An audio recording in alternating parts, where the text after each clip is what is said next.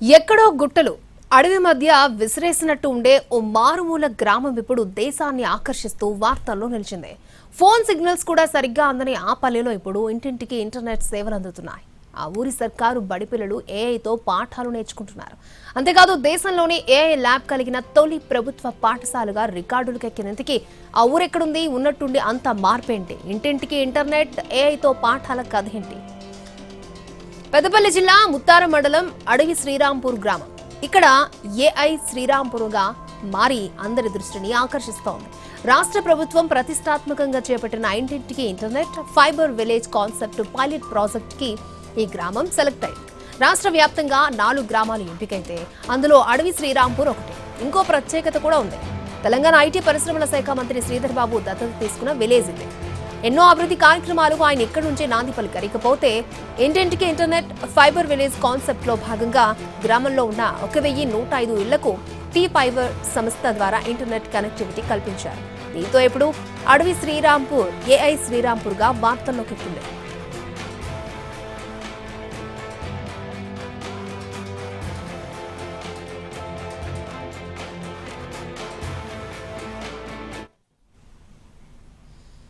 సర్కారీ స్కూల్స్ లో కృత్రిమ మేధ విప్లవానికి ఓ తొలి అడుగు ఈ శ్రీరాంపూర్ స్కూల్ నుంచే పడింది. భారతదేశంలోనే ఎక్కడా లేని విధంగా ఒక ప్రభుత్వ పాఠశాలలో ఏఐ ల్యాబ్ ను టీ ఫైబర్ సంస్థ ఏర్పాటు చేసింది. ఇందుకు ఐటీ మంత్రి శ్రీధర్ బాబుతో పాటు టీ ఫైబర్ టీం కృషితో తెలంగాణ రాష్ట్రంలోనే మొట్టమొదటి ఏఐ ల్యాబ్ కి అడవి శ్రీరాంపూర్లోని ఇదిగో ఈ జెడ్పీ స్కూల్ చిరునామాగా మారింది. అంతేకాకుండా ఈ పాఠశాలలో విద్యార్థులు మెట్రోపాలిటన్ సిటీస్ లోని పెద్ద పెద్ద బడుల్లో ఉన్న సౌకర్యాలను పొందుతూ ఏఐ సాయంతో పాఠాలను నేర్చుకుంటున్నారు. ఫోన్ సిగ్నల్స్ కూడా రాని గ్రామంలో ఫైబర్ వచ్చింది. ఫైబర్తో పాటుగా పాఠాలు వచ్చాయి. పాఠాలతో పాటుగా ఏఐ పాఠాలు కూడా వచ్చిన పరిస్థితి కనబడుతోంది. మనం ప్రస్తుతం అడవి శ్రీరాంపూర్ అంటే పేరులోనే ఒక అడవి ఉంది. అడవి శ్రీరాంపూర్ అనే గ్రామంలో ఉన్నాం. అడవి శ్రీరాంపూర్లో ఒక ప్రభుత్వ పాఠశాల, ఇదేదో ఇంటర్నేషనల్ పాఠశాల కాదు, అంతకంటే ప్రైవేట్ కాన్వెంట్ కానే కాదు. ఇది ఒక ప్రభుత్వ పాఠశాల. ప్రభుత్వ పాఠశాలలో మానిటరు, దాని తర్వాత ఈ ఏఐకి సంబంధించింది, ఇంటర్నెట్కి సంబంధించింది ప్రతిదీ కూడా విద్యార్థులకు పాఠాలను అయితే బోధిస్తూ ఉన్నారు. వీటి సాయంతో పిల్లలు ఒక అత్యున్నత ప్రమాణాలు, అత్యున్నత నాణ్యమైన విద్యనైతే అందుకుంటున్నారు. ఇక్కడ కొంతమంది పిల్లలు ఉన్నారు, వాళ్ళను మనం చూడొచ్చు ఒకసారి వాళ్ళ అనుభవాలు ఏ విధంగా ఉన్నాయి. దీన్ని పెట్టిన తర్వాత ప్రభుత్వ బళ్ళల్లో విద్య అందదు అనే నానుడి నుంచి ప్రభుత్వ బళ్ళల్లో ఇంటర్నేషనల్ స్థాయిలో విద్య అందుతుంది. ఒకసారి ఇది ఎన్ని రోజులైంది ఇక్కడ పెట్టేది? మాకు దాదాపు 2 years అవుతుంది. మాకు ప్యానల్ వచ్చి మాకు ఏమైనా డౌట్స్ ఉన్నా కానీ మీ ప్యానల్ తెలుసుకుంటున్నాము. మాకు సార్స్ ఏమన్నా చెప్పిన పదాలు డౌట్స్ ఉంటే మేము క్లియర్ చేసుకుంటున్నాము. అంతకుముందు ఇప్పుడు ఇంటికి ప్రాజెక్ట్ వర్క్ ఇచ్చేవాళ్ళు, ఏదో పాఠం చెప్పిన తర్వాత ఇంటికి ప్రాజెక్ట్ వర్క్ ఇచ్చేవాళ్ళు. ప్రాజెక్ట్ వర్క్ను మీరు చేసుకొని వచ్చేవాళ్ళు. ఇప్పుడు ఇది వచ్చింది కదా, ప్రాజెక్ట్ వర్క్లు ఉన్నాయా? ఉన్నాయండి. ఉన్నాయి. అంటే ఇక్కడ ఈ డౌట్లు దీంతో ఎట్లా డౌట్లు తీరుతున్నాయి అంటే మేము మీనింగ్ తెలుసుకుంటున్నాం. హార్డ్ పదాలు ఉంటే మేము తెలుసుకుంటున్నాం. ఇలా డిఫికల్ట్ వాళ్ళు ఉంటే తెలుసుకుంటున్నాం ఇలా మేము. ఓకే. అంటే ఇట్లా మీ నాన్న ఏం చదువుకున్నారు? మా నాన్న 10th. అమ్మ 10th. అంటే వీటికి సంబంధించిన అవగాహన ఏం లేదు? లేదు సార్. ఓకే. అంటే ఒక ఉన్నత విద్య చదువుకోని కుటుంబం నుంచి వచ్చిన పిల్లవాడు కూడా దీనికి సంబంధించి ఒక తనకు వచ్చిన డౌట్లు కానీ అనుమానాలు కానీ ఏఐని అడిగి ఏఐ సాయంతో, ఇంటర్నెట్ సాయంతో పాఠాలు నేర్చుకుంటా ఉన్నారు. మరొక విద్యార్థి ఉన్నారు. నాన్న, ఈ పర్ప్లెక్సిటీ ద్వారా మేము ఏ డౌట్ ఉన్నా కానీ చాలా క్లారిఫై చేసుకుంటాము. ఏ డౌట్ ఉన్నా కానీ అడిగితే అది తొందరనే ఇమీడియట్గా ఆన్సర్ ఇస్తుంది. అంటే ఆన్సర్లు ఇప్పుడు మీ సార్లు చెప్తా ఉంటారు కదా, జనరల్గా సార్లు చెప్పేది పుస్తకాలలో ఉండేది ఉంటుంది. దాని ద్వారా ఏమైనా తేడా ఉంటుందా? అంటే మీరు అడిగే విధానంలో కానీ అంటే మేము ఇమేజెస్ చూడాలన్నా ఏదైనా హార్ట్ అనేది ఎట్లా పనిచేస్తుందని అందులో టైప్ చేస్తే అది స్పాట్గా వస్తుంది సార్. ఓన్లీ బయాలజీ సబ్జెక్టేనా, ఇంకా అన్ని సబ్జెక్టులు? All subjects sir, all subjects. అన్ని సబ్జెక్టులకు ఉపయోగపడుతుంది. అన్ని సబ్జెక్టులకు ఉపయోగపడుతుంది. అంటే రాత లేదు కదా, మరి రాయడం లేదు, హోంవర్క్ లేదు, ఓన్లీ వీటిని చూడడం వల్ల ప్రభావం పడదా? పడుతుంది సార్. హోంవర్క్ అనేది ఇంటికాడ ఇస్తారు కదా, బాగానే ఉపయోగాలు ఉన్నాయి సార్ దీనివల్ల. ఓకే. మీ ఊర్లో సెల్ ఫోన్ వస్తుందా, సిగ్నల్? వస్తుంది సార్. ఫ్రీ వైఫై పెట్టారు సార్ మా ఊళ్ళో మొత్తం సార్. నాన్న చెప్పు, ఏఐకి సడన్ గా అప్గ్రేడ్ అయ్యారు కదా, ఎలా అనిపిస్తుంది? మాకు తెలంగాణ గవర్నమెంట్ ఐఎఫ్పి ప్యానల్స్ ఇచ్చినా కానీ మేము దాన్ని సరిగా యూజ్ చేసుకోలేకపోయినాం. ఎందుకంటే మాకు వైఫై డేటా సిగ్నల్స్ లేకపోవడం వల్ల మేము దాన్ని యూజ్ చేసుకోలేకపోయినాం. ఆ తర్వాత టీ ఫైబర్ ద్వారా మాకు ఫ్రీ వైఫై వచ్చింది. ఆ ఫ్రీ వైఫై ద్వారా మేము మంచి ఐఎఫ్పి ప్యానల్లో లెసన్స్ వినేవాళ్ళం. మాకు ఏదైనా డౌట్స్ ఉంటే క్లియర్ చేసుకునే వాళ్ళం. ఇప్పుడు ఈ ఏఐ కూడా వచ్చింది. అంటే వైఫై అంటే సెల్ ఫోన్ సిగ్నల్ కూడా లేని ఊర్లో మరి ఇది సెట్ అవుతుందా? ఇప్పుడు వచ్చిందా మరి సిగ్నల్స్ అన్ని? ఇప్పుడు వస్తున్నాయి. అప్పుడు సిగ్నల్స్ కూడా సరిగా వచ్చాయి కాదు. ఇప్పుడు మాకు ఎప్పుడు ఫ్రీ వైఫై ఉంటుంది. ఇప్పుడు ఈ ఏఐ ద్వారా మేము ఎలా నేర్చుకుంటున్నామంటే సార్స్ లెసన్ చెప్పిన తర్వాత మాకు ఏదైనా డౌట్ ఉన్నదనుకోండి, ఇప్పుడు దీంట్లో వచ్చి మేము ఈజీగా క్లియర్ చేసుకుంటున్నాం ఆ డౌట్ని. ఇప్పుడు బయాలజీలో మీ సార్ చెప్తారు, పుస్తకాల్లో ఉంటుంది, సార్ ఒకటి మీకు వివరించి చెప్తాడు. ఇక్కడ ఉన్న దాంట్లో వివిధ డైమెన్షన్స్ చూపెడుతుంది కదా. మీరు ఏఐని అడిగితే ఏఐని చాట్ జీపీటీ కావచ్చు, గ్రోక్ కావచ్చు, ఏఐ కావచ్చు, ఇంకా డీప్ ఏదైనా కావచ్చు, అంటే బాగా బాగా డైమెన్షన్స్ ఉంటాయి కదా. అప్పుడు ఎట్లా వాటిని విశ్లేషణ చేస్తారు మీరు? ఇప్పుడు సార్ చెప్పింది కూడా అంటే బుక్ నాలెడ్జే కాకుండా ఇతర నాలెడ్జ్ని కూడా మేము ఈ ఏఐ ద్వారా మేము ఈజీగా తెలుసుకోగలుగుతాం. నేను పర్ప్లెసిటీ ఏఐ ద్వారా మాకు ఉన్న నాలెడ్జ్ కన్నా ఎక్కువ నాలెడ్జ్ని మేము పెంపొందించుకుంటున్నాము. పర్ప్లెసిటీ ద్వారా మేము ఏమైనా డౌట్స్ ఉన్నా క్లారిఫై చేసుకుంటున్నాం. సోషల్లో ఇప్పుడు మాకు హిమాలయస్ ఎట్లా ఉన్నాయంటే అలా క్లారిటీగా దానికి ఎంత మంచు పడుతుంది, అలా ఎంత హిమాలయాలు, సోషల్ సైన్స్ ఇవన్నీ ఓకే. మరి తెలుగు పాటలు ఎట్లా నేర్చుకుంటారు? తెలుగు మనం తెలుగు యాక్స్ చేస్తే అలా వస్తాయి. అట్లా మాకు ఉన్న నాలెడ్జ్ కన్నా మేము ఎక్కువ ఇంప్రూవ్ చేసుకుంటున్నాం. ఇక్కడ టైం సరిపోతే ఇంటికాడ కూడా మేము ఫోన్లో డౌన్లోడ్ చేసుకొని అక్కడ మేము యాక్స్ చేసుకుంటాం. అడవి శ్రీరాంపూర్లో మారుమూల గ్రామం. నిన్న మొన్నటి వరకు ఇక్కడ కనీసం ఇంటర్నెట్ మాట అటుంచితే సెల్ ఫోన్ సిగ్నల్స్ కూడా రాని గ్రామంలో ఒక్కసారిగా ఏఐ ల్యాబ్ వచ్చింది. ఏఐ ద్వారా పాఠాలు బోధిస్తున్నారు.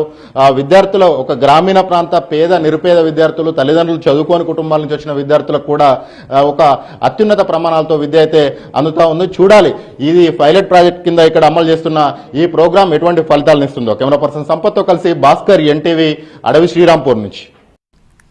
Super teacher edu reforms private limited అనే తెలంగాణ స్టార్టప్ సంస్థ ఇక్కడి శిక్షణలో సహకారం అందించనుంది. విద్యార్థులకు కావలసిన టూల్స్, పాఠాలను అధునాతన పద్ధతిలో రూపొందిస్తోంది. అయితే ఈ సంస్థ ఇచ్చిన ప్రోగ్రాంను బోధించే విధంగా టీచర్లకు కూడా ప్రత్యేక ట్రైనింగ్ ఇస్తున్నామంటున్నారు పెద్దపల్లి జిల్లా డిఈఓ. చాలా తక్కువ టైంలో ఈజీగా పిల్లలకు సులువుగా అర్థమయ్యేలా ఈ ఏఐ బోధన సాగుతోందని చెప్తున్నారు ఇక్కడి ఉపాధ్యాయులు. ఫైబర్ ఆధ్వర్యంలో ఫైబర్ విలేజ్, ఒక శాటిలైట్ ఫైబర్ గ్రిడ్ అని ఇక్కడ ఏర్పాటు చేసి ఒక ఫైబర్ విలేజ్ని ఏర్పాటు చేశారు.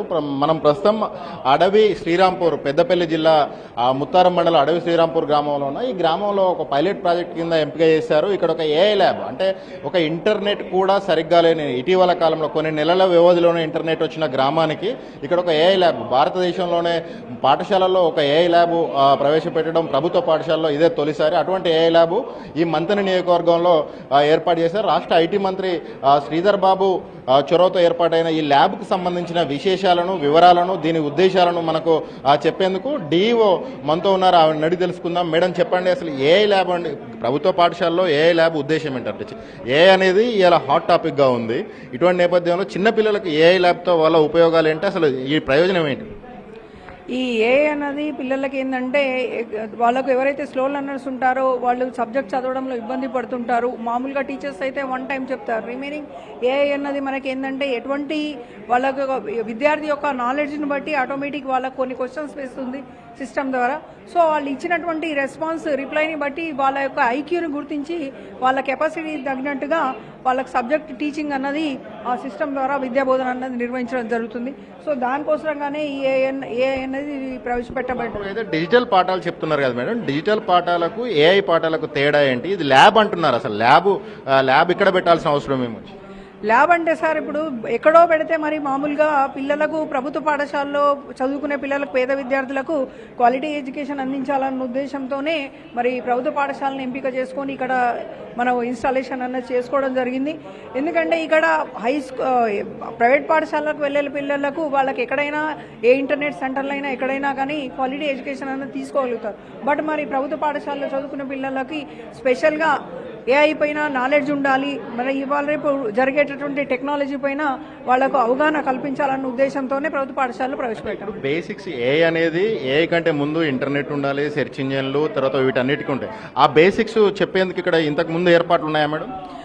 ఇంతకుముందు అంటే మామూలుగా మనకు ఐఎఫ్పి ప్యానల్స్ ద్వారా అలా బోధించేవాళ్ళు. బట్ మనకి ఏంటంటే ఈ ల్యాబ్ ఏర్పాటు చేసిన తర్వాత పిల్లలు ఆటోమేటిక్గా వచ్చి వాళ్ళు సొంతగా ఓపెన్ చేసేసుకొని ఇన్ కేసు వాళ్ళకి రిమైనింగ్ ఎక్స్ట్రా నాలెడ్జ్ ఏమైనా అవసరం ఉన్నా కానీ మనం ఈ ల్యాబ్ ద్వారా వాళ్ళు మనకు ఒకవైపు ప్రభుత్వ పాఠశాల అంటేనే టీచర్ల కొరత, సౌకర్యాల కొరత, 6 నెలలు గడిచిన పుస్తకాలు సరిపడా రావు. అటువంటి దగ్గరికి కంప్యూటర్లు వచ్చాయి.